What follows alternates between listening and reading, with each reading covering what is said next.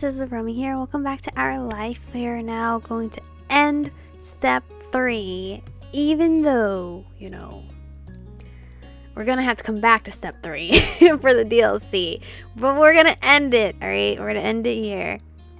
Are you sure we want to move on to the next step? Yes. Even though, you know, next step doesn't exist either.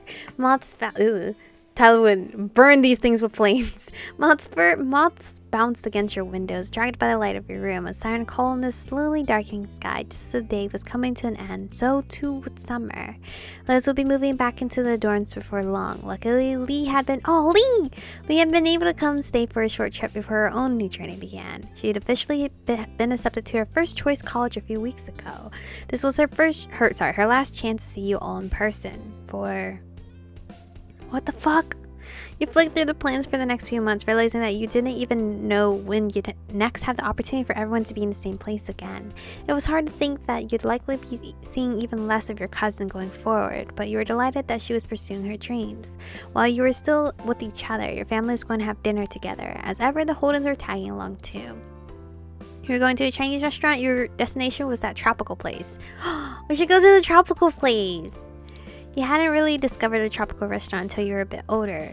Wait, what? I thought we went to one with Cove's mom, but everyone's enthusiasm has resulted in so many visits that you'd more than made up for lost time. Liz and Lee were excited to squeeze in another trip before setting off again.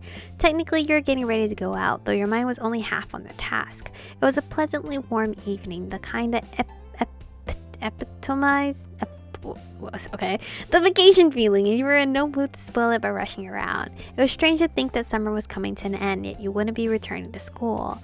That pattern had been in place for as long as you could remember, and had come to feel like a natural rhythm, inescapable as the coming of the tide. This was the first time that you were going to be able to set your own tune. Whatever came next was entirely up to you. The future looked bright. You couldn't wait to start your new life. You were nervous but ready. It was all so uncertain it worried you. Just thinking about it made you queasy with stress. I think you were nervous but ready. Breaking from the structure of the old routine was scary. You could admit that. Yet you didn't want to You didn't want to be a child forever. You were going to hold your head up high and face the future. Mom called up from downstairs, tearing you from your thoughts as she told you it was time to head off. You raced downstairs looking forward to the evening. Everyone piled into the car. While it was marketed as being suitable to hold 5 people, in practice it made for a very tight fit. Your mom sitting in the front were fine. You, Liz, and Lee were squished into the back. Lee in the middle, wedged between you and your sister. But Mom was an excellent timekeeper. Thanks to her efforts, you pulled up near the restaurant on time. The process of getting out of the car was slightly easier than squeezing into it, with much less coordination required to release seatbelts and to secure them. You gave Lee a hand as she clambered out from the middle seat, then headed into the building as a group. A waiter greeted you as you entered. Ma let him know how many of you there would be in total, and he went to arrange a table that met your needs. He returned promptly to guide you to your seats. You perched comfortably in your chair, your head held aloft as if buoyed by today's good fortune. Your family settled down around you, all cheerful and looking forward to the evening ahead.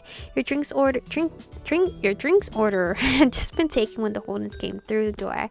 They were pointing in your direction, the mom waving an arm in the air. It was hardly necessary. Cove and Mr. Holden came to join you at the table.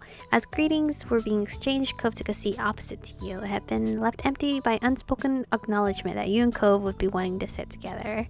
Mr. Holden sat beside him. Hi. It's great to see you. Glad you could make it. Hello, everyone. You wouldn't believe how hungry I am.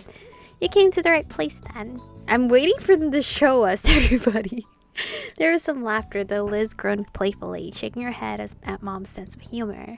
Growing up, she'd have complained, and Mom would have responded by making another comment. Liz had mellowed over the years, but she still made a show of despair at Mom's jokes. Her reactions to them had become a joke in its own right.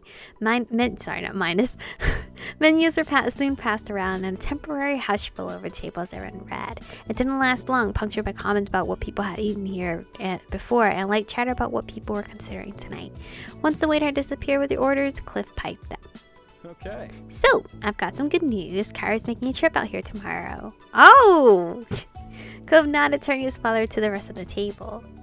Yeah, we talked about it and figured this was a good time for everyone. Very nice. That's great.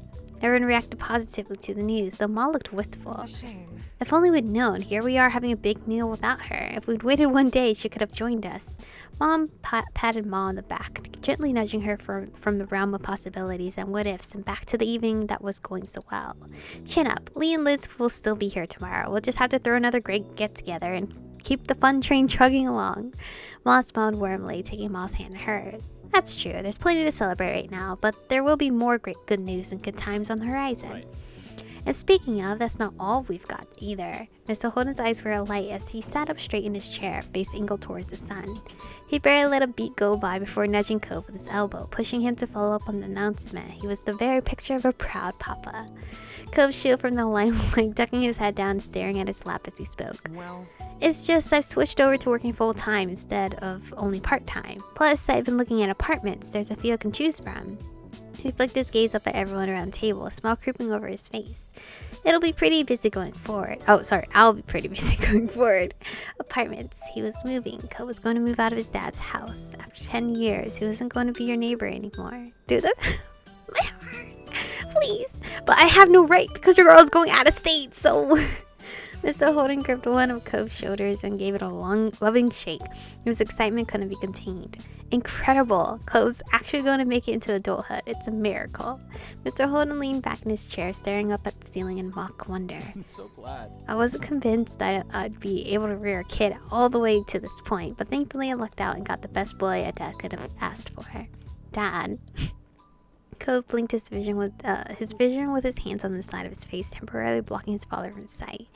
Despite his genuine bashfulness, which left him unable to meet anyone's eyes after all the attention thrust his way, he was happy. Thanks. I was really lucky too. You're a good dad. Aw. Come here. So cute. Mr. Holden threw an arm around Cove's neck, pulling him into a close of a hug as the seating allowed. He rubbed his cheek on the top of his son's head while Cove chuckled, accepting the affection with good humor. He looked around at the faces of the company here. You've been on this journey with everyone here for years, seen them falter and grow, and they had watched you go through the same. Now you were striking out on a new path. Cove was leaving his family home. Liz was heading back to college while Lee was starting at hers. You were all heading in different directions to different destinations, some near, some far, and some far, but it wouldn't be long until you were all going your own way. Your heart swelled with pride for everyone was bittersweet. The thought troubled you. It's bittersweet. You turned your head to the side, wistful, not wanting to spoil the evening with your troubles.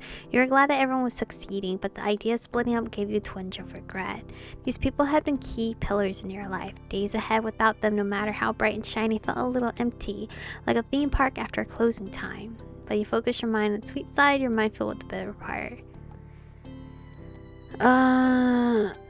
When I left my dad, when I moved out after like graduation, I was looking on the brighter side. I didn't want to I didn't want to just think about all the sad stuff. So the adventures were still ahead and you could encourage the optimism. Cove brought some attention to himself while clearing his throat in a small interjection. I'm gonna stretch my legs while we're waiting for the food and everything. Sure. Sure thing, bud. With a tiny smile he nodded his dad, but the lightness to his expression faded when he moved to face you. Wanna come? Oh, are you inviting me? He was attempting to be subtle, but there was very obviously something on his mind, something he wanted to talk to you about alone. You watched him with concern as you rose from your seat. Yeah, I'll go. Take care. It's like our moms know.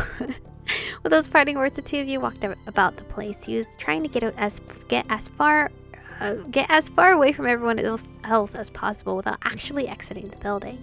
What did you need to say? He had admitted that was what this was about, but he didn't need to. Cove started pulling on the hem of his shirt. He turned his head back to face you, but it was an awkward movement. Hi. Well, I wanted to talk to you one-on-one about all this. You know, my work, moving. Oh, I don't wanna. My heart's already hurt. I mean, it was coming before, but now it's pretty much here. Yeah, it's exciting. Cove stopped picking at his shirt and he seemed to respond well to that response. He was relieved you weren't upset about it. How can I be upset? I chose to move out of state. So, if anybody's gonna be upset, it's him, because he's still staying here, I believe. I'm glad he thinks so. But Then he looked down and his brows furrowed. You saw his hand shift away from his clothes to instead rub at his arm. Are you looking forward to it? I am. I mean... Well, I'm trying to be. He ducked his head further and you saw his face start to redden. But it's scary. I don't want things to end. You don't need to worry. You're going to do great things. So you're saying you're going to dress up as a future for Halloween? What? You're going to do great things. You're so nice to me. Cole then turned his head away and wrapped his arms around himself. He felt a sudden chill that definitely wasn't caused by the air conditioner. I was just thinking, are we really gonna stay friends? No! Because I don't want to just be friends! His words came out hesitantly. He didn't want to ask this. He didn't want to know. I'm not just talking about today, but forever. Always. Even if things change later. Right now, do you feel we can make it? Or do you think we can't last? That one day, we'll have to move on? You were worried as he was? You got mad at him for this? You kept calm? Why would I get mad? What he's asking is logical. Because I did not keep in contact with anybody from... Well, that's a lie, actually. I kept in contact with like one person from high school, and that was it. Because it's just hard keeping up with people after you moved to a different state and you're all doing different things, you know? It's just not as close as I would like us to be. But we still, like, I still keep in contact at least with one friend. You were as worried as he was. What if you grew apart? What if one day he just didn't want to keep up with his old neighbor? What if you both changed? Why did you have to bring this up now? You began to tear up. I don't know, Cove. I don't know anything. You should already know the answer to that. You just glared fiercely at him. I think I would tear up. You blinked as you felt something fall down your cheek, Cove bit his lip. So sorry. It's not your fault. I'm just emotional. I didn't want to make you feel bad by bringing this up. Just, I don't know what I wanted. But I felt I had to say something about this. If not now, then when? Out of the corner of your eye, you noticed nearby table people were staring. Cole's outburst had attracted attention. The eyes on you just made things worse. They probably think he's breaking up with us because he's asking for us to be friends. You felt overwhelmed, smothered by everything going on. You couldn't handle this. I need some air. Alone. Oh, damn, I do? Cove seemed pained, but he didn't protest. Dude, where did I set myself up for failure? Cove seemed pained, but he didn't protest when you brushed past him and left the restaurant. There was nowhere else to go but out. You stepped out. Oh, I feel like Lee might come outside or something. You stepped onto the sidewalk. A couple cars drove by on the main street, and the breeze hit your face. You took a few deep breaths now that the conversation was no longer suffocating you. You weren't quite sure what to do next. Gaining space had been the only plan. You patted your sides on reflex and pulled out the spare key for your mom's car. Walking fast, you went down the sidewalk to the part of the street where your parents had parked. Oh, okay, I'm just going out. You remember going past a particular building on the way into the restaurant and managed to backtrack your way to the car without incident. You unlocked the car with a shaky push of the button. The headlights flashed. You pulled open one of the back doors and tucked yourself inside. You shut the door and the car beeped when you locked it again. While putting the key away, you switched it out for your phone. There were concerning messages from your family. Were you okay with something happening? Another text came from your sister at that moment. You didn't respond to any of it and held down the power button. You looked back at your phone and stared at the black blink screen. You could see part of your face reflecting back at you. Then you dropped your phone on the seat. You cried. Your girl's a crybaby. I'm crying. Your eyes burned and you blinked slowly. You felt warm tears drip down your cheeks. Your breath hitched. Suddenly, or maybe not so suddenly, as this had been building for a while, you started to cry. Then you tried to work through your emotions, empty your mind of worry, relax, distract yourself. I think I would try to empty my mind.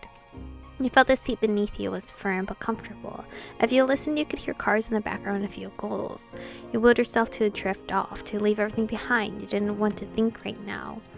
A few minutes passed by. You breathed in the quiet. The car started to get warm, but you didn't feel like turning it on to get the AC going or roll down the windows. You wanted to text Cove where you went so he didn't worry. You wanted to text your family where you went so you didn't worry. You wanted to ask Cove to come see you. You just wanted to sit there. I don't know. Obviously, I want Cove. Maybe I should text Cove to come see me. Is that too much of an offer or request? But this is where we're gonna stop for today's episode because I don't know how long this is gonna be.